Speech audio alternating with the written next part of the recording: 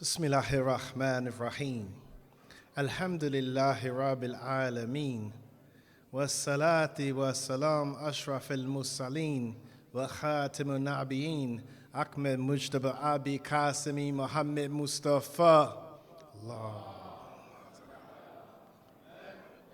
Wali at-tayyibin at-tahirin. Sallallahu alayka ya Sayyidi. Ya Mawla ya Rasulillah. Sallallahu alayka ya Sayyidi. Ya Mawla ya Abdullah.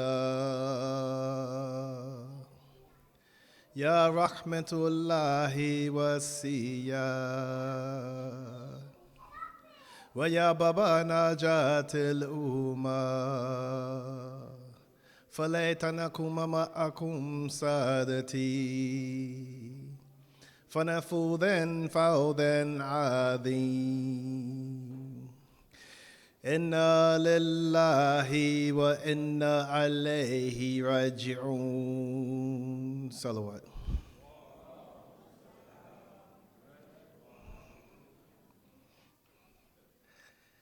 Innovation. When we hear that word, what comes to our mind? Oh, let me say it, not when we hear it, most likely when someone tells us innovation, we think of something that is new, fresh, innovative. Innovative, yes. That something that's came that's going to help your life and make things much better for you. Something that when it came is remarkable. This is what they usually use the word innovation for when we hear it.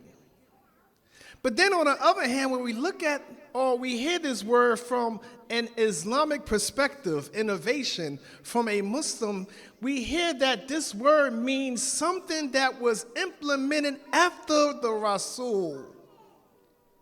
That's something that the Prophet of Allah did not implement or do himself, but the people after him implemented.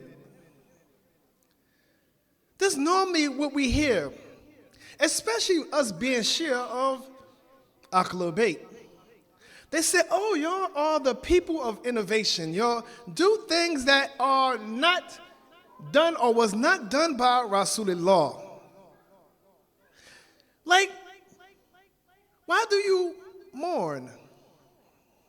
Why do you mourn? Rasulullah didn't mourn. But as we see yesterday, that he did do a form of mourning. And there are many ways to mourn. People mourn in different ways. One of the ways in which you can see a person, they mourn, they may wear black. Other communities may wear white. Some, when they mourn, they may hit their chest. Others may slap their face. But there is not one way of mourning. It all depends upon the person and how the feeling of mourning reaches that person and how they will react afterwards. How did we react? The example, they said that one time, Rasulullah sallallahu alayhi wa alayhi, he heard that three of his companions, Jafar, Abdullah, and I can't remember the third one, had just got martyred. So they said that Rasulullah, he got up and walked to the masjid and sat in the masjid, and he had the look of sorrow and grief on his face. So we see that this is a way of showing or mourning the death of someone, the sign of grief or sorrow on one's face. Another way that a person can mourn someone or mourn some bodies or people is that they do ceremonies. They do mourning ceremonies when people gather and start to mourn the death of their loved ones or people that are dear to them. And then they said, why do you do this? Then we said to ourselves that there are ceremonies in which we do that are considered mourning as well. Or we, implement as mourning as well. Assalamu alaikum, sisters. If I hear you, you're talking too loud, sisters, please. Yes, thank you. Please, loud salawat. It's Allahumma salli ala Muhammad wa ali Muhammad. So one of the things in which people do is that we commemorate the incident of Prophet Ibrahim and Ishmael. By what? We sacrifice animals.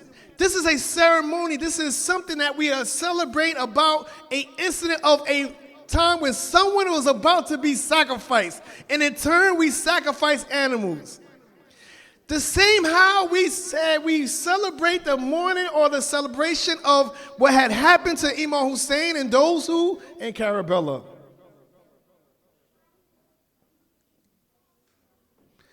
Then we look at what Hagar or Hajjah had done when she went to Mecca and she started to go in between Safa and Marwan looking for water.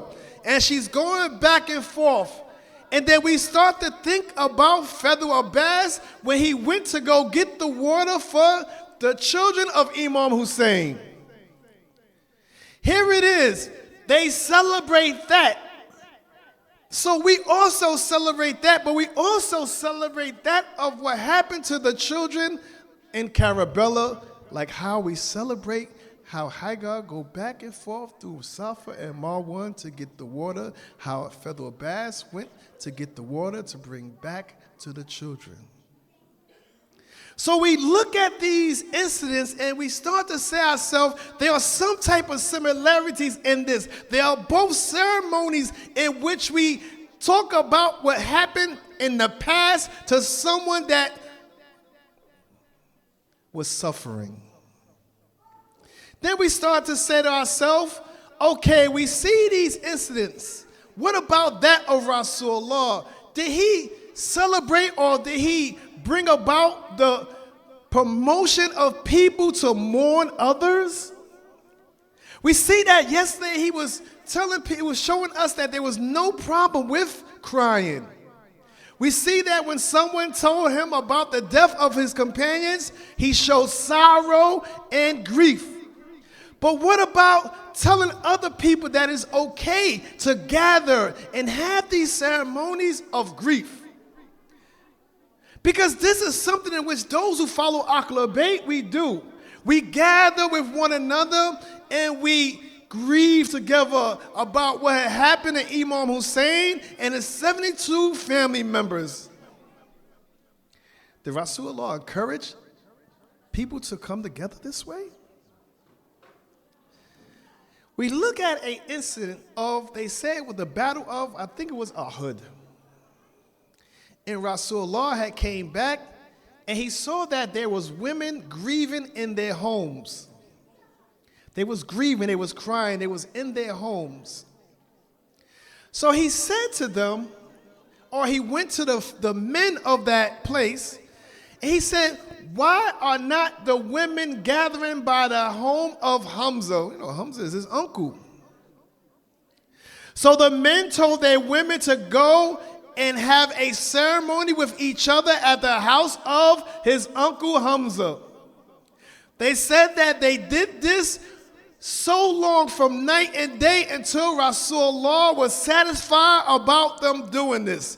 That he was happy that they was over there and they was gathering together and they was having a ceremony and mourning those who had got martyred in the war. So here it is, we see that Rasulullah, he told them to go and do this. So when you see the Shia and we gather for ceremonies like this, we are following the tradition of the Prophet of Allah. So how can we be considered those who bring innovation? Because innovation is something that is new, something that was not practiced during the time of the Prophet of Allah from an Islamic perspective. That's what it said it is, right? If I'm not mistaken, they said this is innovation. You're not supposed to gather. Another time they said that there was women and it was gathering together and they was mourning their dead. And one of the companions of the Rasul, he came towards them and he started to shoot them away. Go, go, go, go. For those who know, this sounds very familiar when you go into like Genital Baki. He started to shoot them away, and Rasulullah said to this person, do not shoot them away. Leave them alone. Let the women mourn. Let them continue in this ceremony. Here is another instant that he's showing that gathering and having mourning sessions is something that he agree upon. This indicates that Rasulullah was happy with this, that when we gather and we mourn our dead or we mourn those who are dear to us, Rasulullah is happy with that. In these two incidents, he showed us this.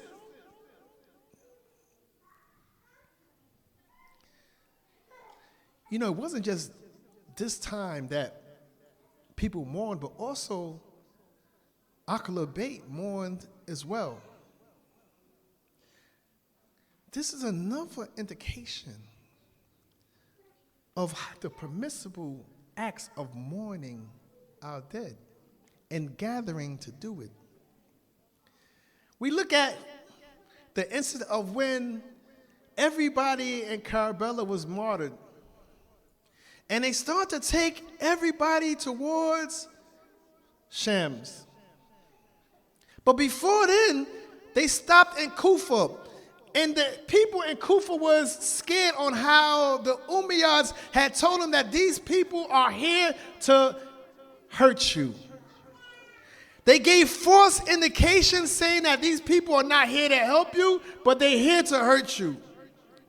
So they said that when Al-Seraj was going towards them and they saw the people, they started to tell them what had happened. And through the eloquence of their words, people's heart start to soften and they start to want to mourn the dead in Karbala. They said the same thing happened in Syria as well. They said the people started to mourn the death of Imam Hussein alayhi salam and those who had lost their lives in Karbala, so much so that the government had no choice but to allow these ceremonies to go on. They was afraid that if they did not let these ceremonies to go, that there would be some type of uprise.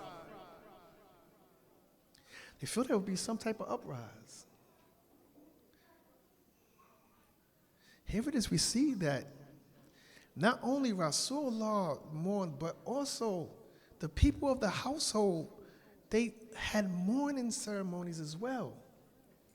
And this also spread not just within them, but it spread out to other places where people start to mourn what had happened to the people in Karbala.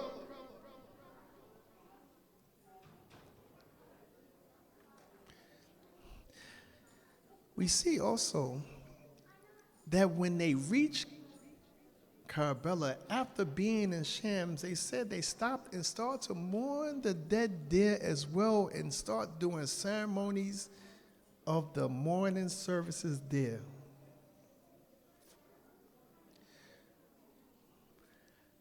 So this incident of mourning or having ceremonies of mourning is the sunnah of Ahlul Bayt, the sunnah of our beloved Prophet. This is something in which we must continue to do. Not only that, they said that the people in Medina, they started to have ceremonies for those who died in Karbala. We remember Salama, she was the wife of our beloved Prophet of Allah. And we remember that Rasulullah gave her the earth from Karbala, the earth in which he had received from Jibril. So he told her that when this earth turns red, that this means that Imam Hussein has been martyred. They said that when this earth turned red, she started to cry. And then everybody in Medina knew at that time that Imam Hussein was martyred, and they started to gather and do mourning ceremonies there. I'm sorry if I'm speaking loud. I hear the noise on the other side. It's making me talk louder. So they start to do their mourning ceremonies there. Then they said when the people from Karbala, when they reached back to Medina, they started to do the mourning ceremonies themselves. They said Benin, she started to do the mourning ceremonies because she lost all four of her sons along with Imam Hussein. And we remember how she felt about Imam Hussein, that she told her sons, do not come back if Imam Hussein is hurt. If anything happened to him and you still alive, she would not be happy. So when they came back, she also started to do mourning. She started to mourn as well. So this is something that's not new. It was something that Benin continued, because remember, she lost all four of her children. They said that she used to go to Baki Cemetery and she would recite eulogies at the graves. And they said that people would circle her, be around her while she's saying this eulogy. And they said it used to be so sad. And people were so sad when they hear the eulogy. They said that even Marwan was there as well listening. He felt sad.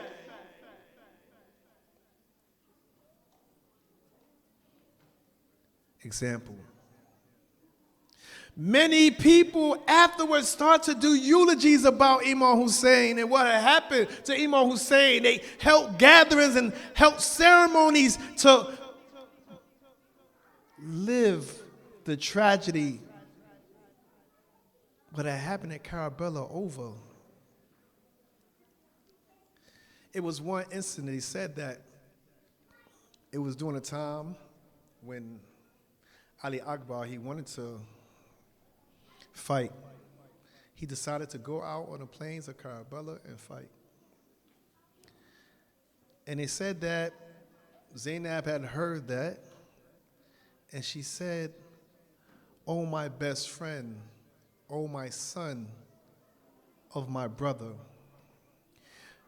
They said when he went out to the field, they said she rushed out as though she was running away from the sun.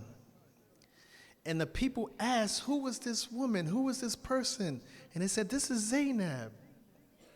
They said that when Ali Akbar was laying on the ground when they had martyred him, that she went and rushed towards him and jumped over onto his body because she was mourning what had happened to him, the effect that hurt her so bad.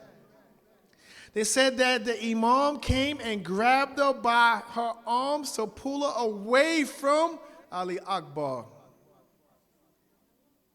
Here it is, something in which that she mourned. She showed her way of mourning the death of one of the children of Imam Hussein during the time of the incident of Karbala.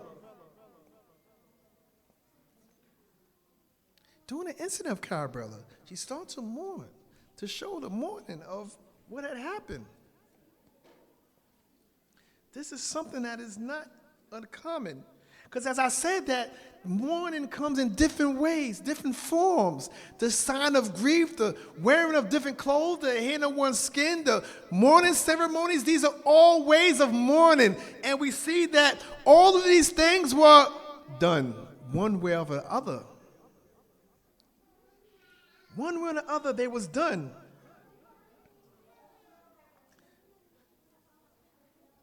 Solid, give me a minute. It's something I wanted to read that I thought was really interesting.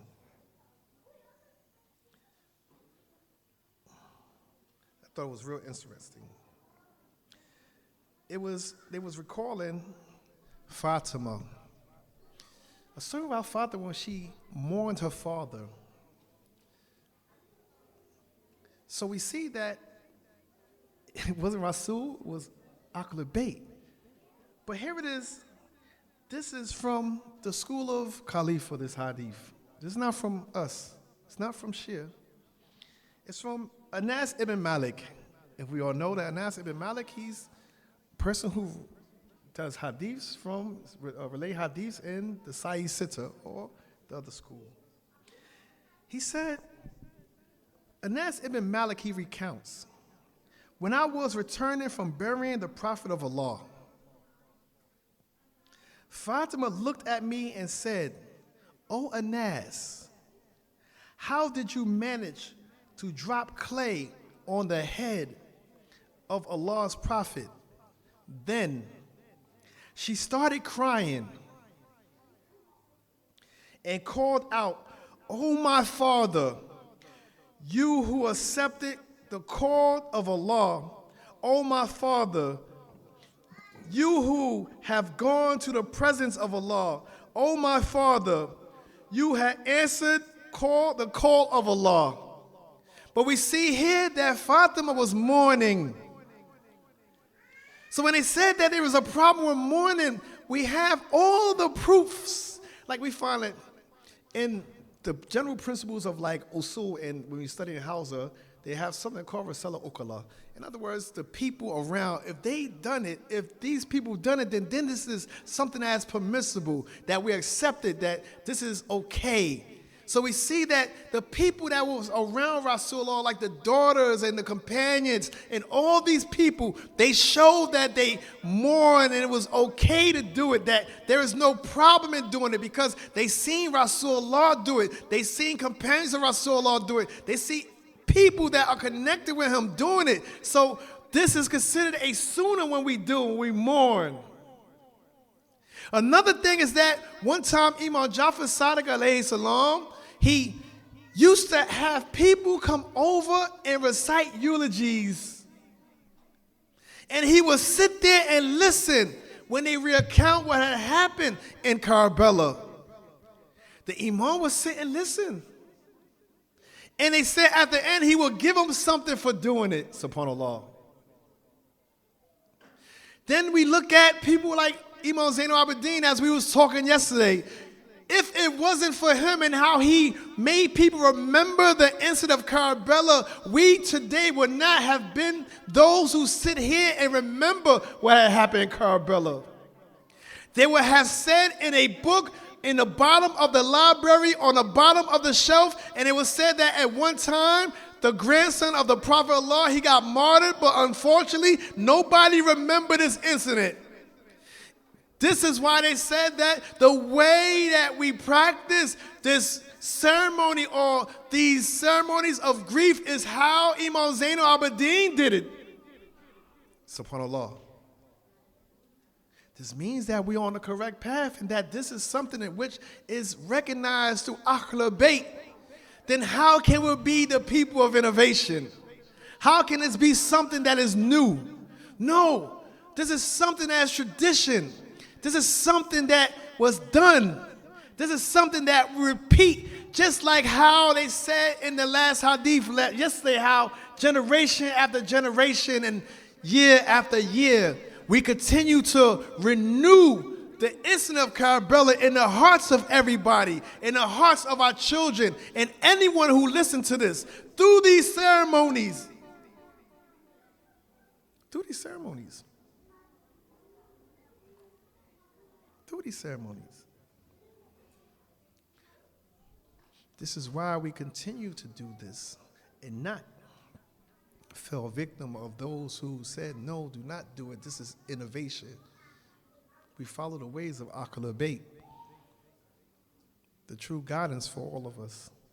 May Allah help us all. Bismillahir Rahmanir Rahim. Wal asina al-insana la fi khusr lil ladina aminu wa aminu salihati wa tawassaw bil haqqi wa tawassaw bis sabr. Wa huwa da'wana walhamdulillahi rabbil alamin wa sallallahu Muhammadin wa alihi tahirin.